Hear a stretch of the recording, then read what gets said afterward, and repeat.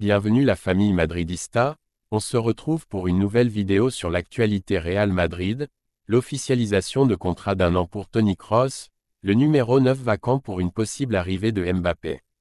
Je vous dis déjà bon visionnage, n'hésitez pas à vous abonner, cela soutient la chaîne et surtout d'activer la cloche de notification pour rater aucune vidéo.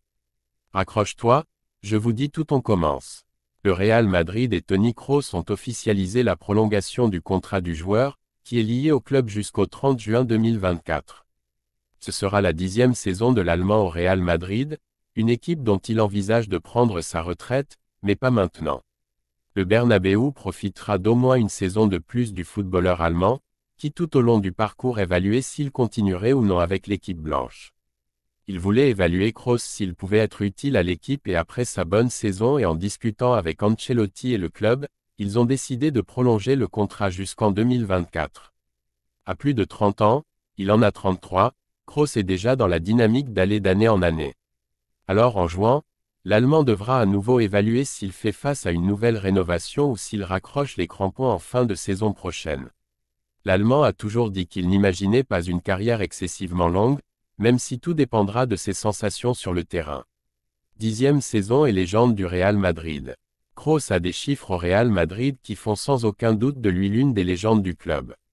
Au cours de ses 9 saisons en tant que joueur du Real Madrid, il a disputé 417 matchs, l'Allemand qui a porté le maillot blanc le plus de fois, et a remporté 20 titres, 4 Ligues des Champions, 5 Coupes du Monde des clubs, 4 Super Coupes d'Europe, 3 Ligues, 1 Copa del Rey et 3 Super Coupes d'Espagne. Un CV enviable qu'il souhaite étoffer la saison prochaine. Mais au-delà des titres, l'héritage qu'il laisse à son ami Luka Modric restera. Le milieu de terrain qu'il a formé avec le Croate et aussi avec Casemiro restera dans les mémoires comme l'un des meilleurs milieux de terrain de l'histoire du Real Madrid. De plus, son comportement sur et en dehors du terrain de jeu fait de lui un joueur très apprécié du club, qui essaiera de le garder lié à eux lorsqu'il décidera de prendre sa retraite.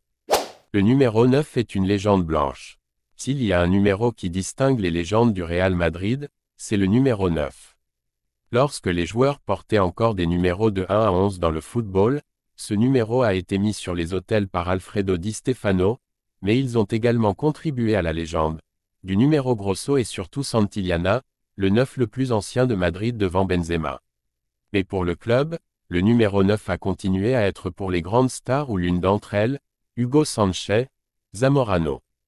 Maintenant avec Florentino, le plus en vue Ronaldo Nazario, également Morientes, Cristiano l'a porté la première année car Raúl était encore avec numéro 7 l'année suivante, dans le 10 à 11, avec les adieux du capitaine, Benzema quitte le 11 pour prendre le 9 et le porter pendant 14 ans.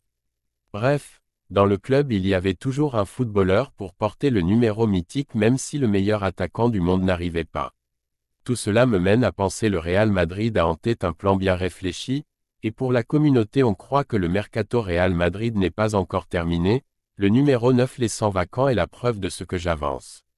Libre en cas d'arrivée de Mbappé. C'est la question qu'on se pose. Il est évident que si Madrid venait à présenter à Joselu le 9 les options pour que le club blanc opte pour la signature la plus désirée, qui n'est autre que Kylian Mbappé, ce serait sans aucun doute un bon signe pour tous les madridistas dont il rêve. L'arrivée du Français ou, à défaut, un autre 9 mondial. Kane était l'option, mais il semble que Madrid ait presque exclu l'Anglais malgré son désir de quitter Tottenham et d'être très apprécié par Ancelotti. Les 109 libres, Madrid se prépare au cas où tout au long de ce marché qui vient de débuter au final il décroche un attaquant. Le PSG veut vendre Kylian mais il a clairement fait savoir qu'il voulait, contre la volonté de son club, terminer l'année qui lui reste et être libre en 2024. Si Madrid ne va pas pour lui et négocie avec le PSG, il est probable que 9 reste dans le placard jusqu'à ce que Kylian arrive dans un an.